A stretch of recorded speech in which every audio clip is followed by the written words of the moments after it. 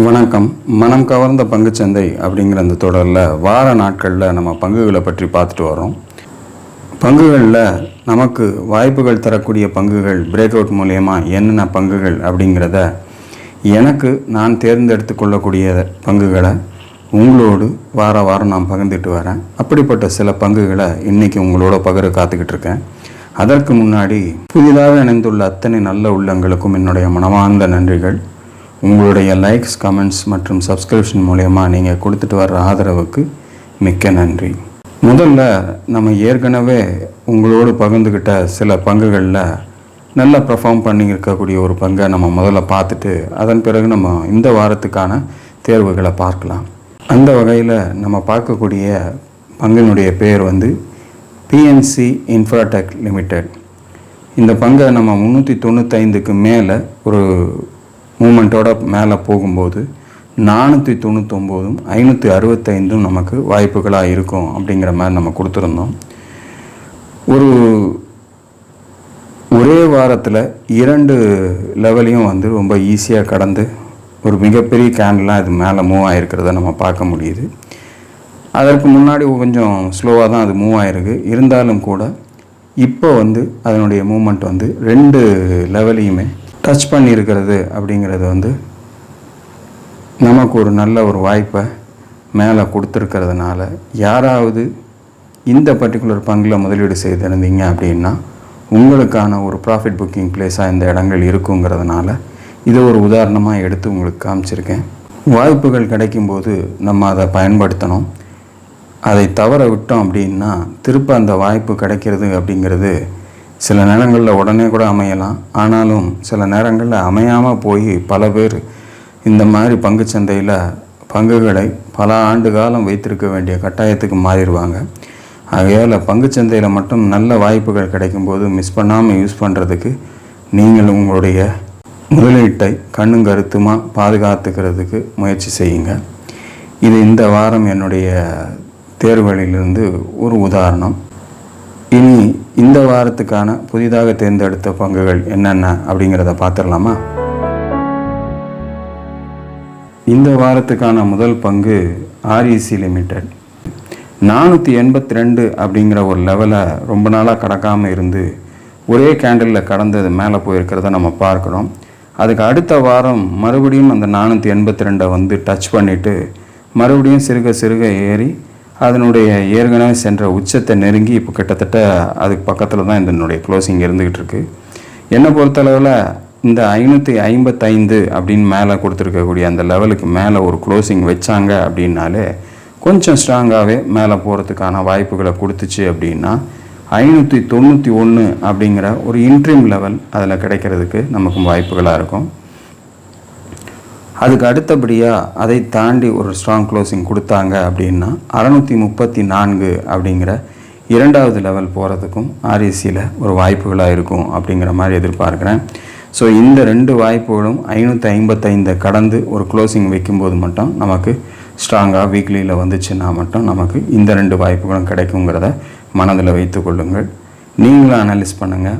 உங்களுக்கும் இது திருப்தியின் பட்டால் மட்டும் நீங்கள் உங்களுடைய முதலீட்டை கொண்டு செல்லுங்கள். இது என்னுடைய முதலாவது தேர்வு. அடுத்த ஸ்டாக் பார்க்கலாமா? இரண்டாவதாக நம்ம பார்க்கக்கூடிய ஸ்டாக் ஹோனாசா கன்சியூமர் லிமிடெட் அப்படின்னு சொல்லக்கூடிய ஸ்டாக்கு. இது நம்ம ஒரு புதிய ஸ்டாக்காக தான் நம்ம பார்க்குறோம். கிட்டத்தட்ட ஒரு வருஷத்துக்கு உட்பட்டு தான் இப்போ இருந்துக்கிட்டு இருக்கு. இருந்தாலும் ஒரு நல்ல ஃப்ளக்சுவேஷனோடு இருந்துகிட்டு இருக்கு. இந்த பர்டிகுலர் வீக்கில் இதனுடைய க்ளோசிங்னு பார்த்தீங்கன்னா 430 க்ளோசிங் கொடுத்துருக்காங்க. ஒரு 454 அப்படிங்கிற லெவலுக்கு மேலே இதனுடைய மூமெண்ட் எடுத்துச்சு அப்படின்னா அடுத்த கட்டமாக இது மேலே போகிறதுக்கான வாய்ப்புகளை தரும் அப்படிங்கிற மாதிரி நான் எதிர்பார்க்குறேன். இந்த வாரமே இதனுடைய டாப் 448 வரைக்கும் போயிருக்கு. ஸோ இந்த வாரத்தினுடைய டாப்பை அடுத்த வாரம் பிரேக் பண்ணி அந்த 54ஐயும் கடந்து போகுதா அப்படிங்கிறத நீங்கள் கொஞ்சம் வெயிட் பண்ணி பார்க்கணும். இல்லை அப்படின்னா கீழே திரும்பி இந்த 358 மறுபடியும் சப்போர்ட் எடுக்கிற வரைக்கும் நம்ம காத்திருக்கலாம். இந்த 2 வழிகளில் ஏதாவது ஒன்று நமக்கு தருதா இந்த பர்டிகுலர் ஸ்டாக்குன்னு பார்க்கணும். அப்படி ஒரு வேளை அடுத்து வரக்கூடிய வாரத்தில் 454 கடந்து இது மேலே செல்லக்கூடிய வாய்ப்பை கொடுத்துச்சு அப்படின்னா முதலாவது லெவலாக நமக்கு 511 அப்படிங்கிற ஏற்கனவே இது சென்ற உச்சத்துக்கு போகிறதுக்கான வாய்ப்புகள் இருக்கும் அப்படின்னு எதிர்பார்க்குறேன். மூவ்மெண்ட் கொடுக்குதான்னு மட்டும் வாட்ச் பண்ணுங்கள்.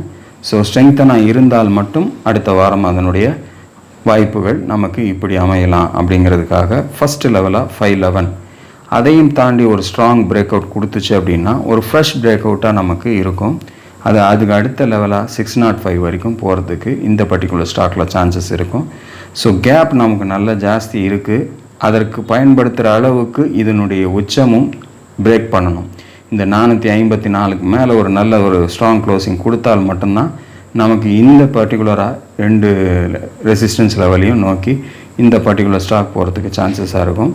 ஸோ கேர்ஃபுல்லாக நீங்களும் அனலைஸ் பண்ணி இந்த பர்டிகுலர் ஸ்டாக்கில் உங்களுக்கு வாய்ப்புகள் சரியாக இருக்குன்னு நினச்சிங்கன்னா மட்டும் முதலீடு செய்யுங்கள். அடுத்த ஸ்டாக் பார்க்கலாம். மூன்றாவதாக நம்ம பார்க்கக்கூடிய ஸ்டாக் வந்து MRPL. கிட்டத்தட்ட இந்த 200 ரூபாயில் வந்து எப்போவுமே ஒரு நல்ல ஒரு சப்போர்ட் எடுத்து இப்போ திரும்ப தான் நம்ம பார்க்க முடியுது. அந்த இடத்துலேருந்து இப்போ 218 போய் நிற்கிறாங்க. ஸோ இங்கே அக்குமுலேட் பண்ணுறோம் அப்படின்னா இந்த 200 ஒரு தடுப்பாக நம்ம வச்சுக்கிட்டு கூட செய்யலாம். இல்லை அதற்கு கீழே நமக்கு ஒரு முக்கியமான சப்போர்ட்டாக 175 இருந்துக்கிட்டு இருக்கு. ஸோ இந்த 2 பெரிய சப்போர்ட்டுகளையும் பேஸ் பண்ணி இந்த இடத்துல நிற்கிறதுனால இந்த பர்டிகுலர் ஸ்டாக்கு இந்த 2ஐயும் பிரேக் பண்ணாத வரைக்கும் நமக்கு மேற்கொண்டு மூவ் ஆகக்கூடிய வாய்ப்புகள் கொடுத்தா முதலாவது லெவலாக நமக்கு 255 அப்படிங்கிற ஏற்கனவே இது போய் டச் பண்ண அதே லெவலுக்கு போகிறதுக்கு மறுபடியும் வாய்ப்புகள் நமக்கு கிடைக்கும்னு எதிர்பார்க்குறேன். அதையும் தாண்டி ஒரு க்ளோசிங் கொடுத்தாங்க அப்படின்னா 289 அடுத்த லெவலாக போகிறதுக்கு வாய்ப்புகளாக இருக்கும்.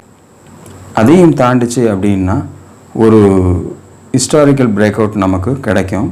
அப்படி கிடைச்சிது அப்படின்னா நமக்கு 345 மூன்றாவது லெவலாக MRPLல நமக்கு வாய்ப்புகளாக இருக்கும் அப்படின்னு எதிர்பார்க்குறேன்.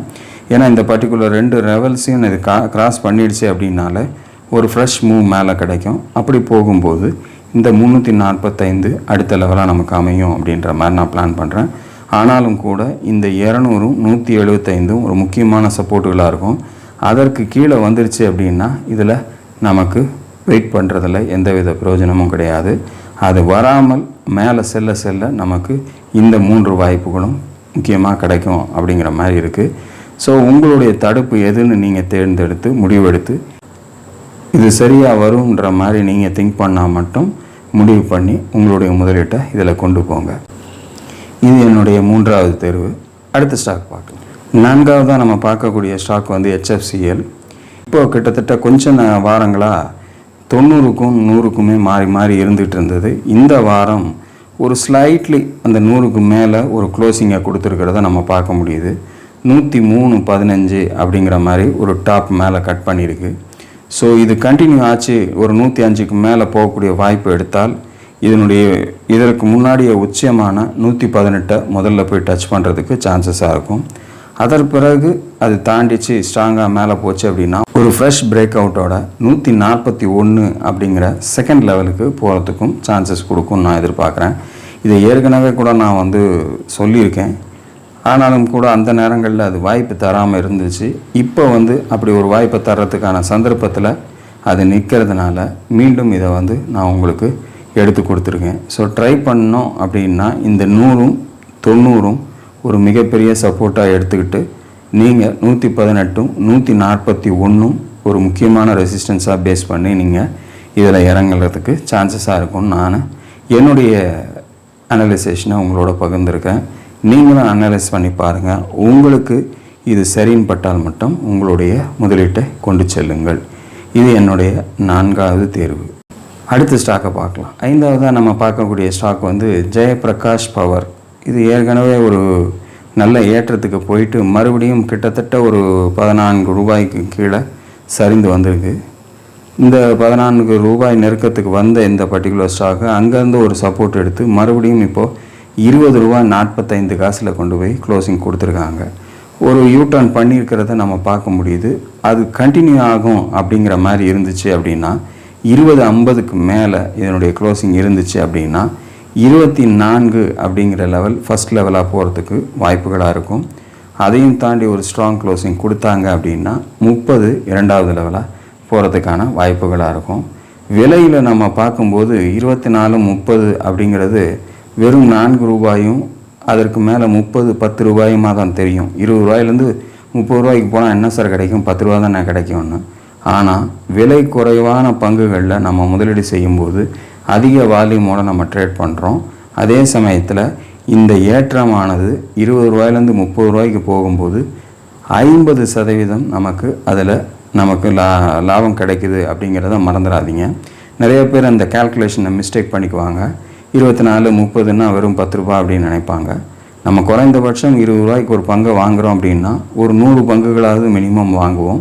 அப்படி வாங்கும்போது நமக்கு அந்த பர்சன்டேஜ் ஆஃப் ப்ராஃபிட்னு பார்க்கும்போது ஒரு 50% இந்த 2 லெவலும் கரெக்டாக போய் ஹிட் ஆச்சு அப்படின்னா நமக்கு 50% ப்ராஃபிட் இதில் கிடைக்கிறதுக்கு வாய்ப்புகளாக இந்த 2 ரெசிஸ்டன்ஸ் லெவலையும் கடக்கும்போது நமக்கு கிடைக்கும் அப்படிங்கிறத மனதில் வைத்துக்கொள்ளுங்கள். எப்படி இருந்தாலும் பென்னி ஸ்டாக்ஸை பொறுத்தளவில் நான் சொன்னது தான், ஏற்கனவே சொன்ன விஷயங்கள் தான். முடிந்தவரை உங்களுடைய அசல் பணத்தை இதில் முதலீடு செய்யாமல் உங்களுடைய லாபத்திலிருந்து ஒரு 20% மட்டும் இதில் எடுத்து நீங்கள் முதலீடு செஞ்சு அதில் வர்ற ரிஸ்க்கை எடுத்துக்கிட்டு நீங்கள் லாபத்தை சம்பாதிங்க அப்படிங்கிறது தான் என்னுடைய தாழ்வான வேண்டுகோள். உங்களுடைய சொந்த அனுபவத்தில் வேறு ஏதாவது அனுபவங்கள் இருந்தாலும் அதை நீங்கள் பயன்படுத்திங்க. என்னுடைய அனுபவத்தை நான் இந்த வகையில் நான் உங்களோட பகிர்ந்துக்கிட்டு வரேன். ஸோ இதுதான் இந்த வாரத்துக்கான என்னுடைய தேர்வுகள். சில குறிப்பான விஷயங்களை இந்த வாரம் மனதில் வைத்துக்கொள்ளணும். நீங்கள் கிட்டத்தட்ட ஒரு 2 வாரத்துக்குள்ளே நமக்கு எலெக்ஷன் ரிசல்ட்ஸ் அப்படிங்கிறது வரப்போகுது. ஸோ அதை பேஸ் பண்ணி மார்க்கெட்டில் ஒரு வாலடைலிட்டி அப்படிங்கிறது கண்டிப்பாக இருக்கும். அப்படிப்பட்ட ஒரு சூழ்நிலையில் நம்ம தேர்ந்தெடுக்கக்கூடிய பங்குகளும் சரமாரியாக மேலே ஏறவோ இறங்குறதுக்கோ கூட வாய்ப்புகள் கொடுத்துடலாம். அதை பேஸ் பண்ணி நீங்களும் கேர்ஃபுல்லாக இருங்க. உங்களுக்கு அதோட சேர்ந்து பயணிக்கக்கூடிய தன்மை உங்களுக்கு இல்லை அப்படின்னா தயவுசெய்து இந்த 2 வாரங்கள் கொஞ்சம் ஒதுங்கியே நீங்கள் இருந்து மார்க்கெட்டை வாட்ச் பண்ணுறது நல்லது. ஏன்னா பரபரப்பான சூழ்நிலையில் நம்ம என்ன செய்கிறோன்னு தெரியாமல் எதையாவது செஞ்சு அது வருமானத்தை கொடுத்துட்டா பரவாயில்ல, இழப்பை கொடுத்துட்டா மீண்டும் அதை பெறுவது அவ்வளோ சுலபம் கிடையாது. ஸோ கேர்ஃபுல்லாக எலெக்ஷன் ரிசல்ட்டு ஜூன் 4ஆம் தேதிக்கு அப்புறம் கூட உங்களுடைய ட்ரேடிங்கை கொண்டு போங்க. வாய்ப்புகள் எப்போ வேண்டுமானாலும் நமக்கு கிடைத்துக்கிட்டே இருக்கும். ஆனால் அதை எப்படி பயன்படுத்துறதுன்றதை மட்டும் மனதில் வைத்து உங்களுடைய இன்வெஸ்ட்மெண்ட்டை கொண்டு போங்க அப்படிங்கிறதான் இந்த வாரத்தில் என்னுடைய தாழ்மையான வேண்டுகோள். தொடர்ந்து அடுத்த வாரம் இது போன்ற ஒரு வாய்ப்புகளோடு உங்களை சந்திக்கிறேன்.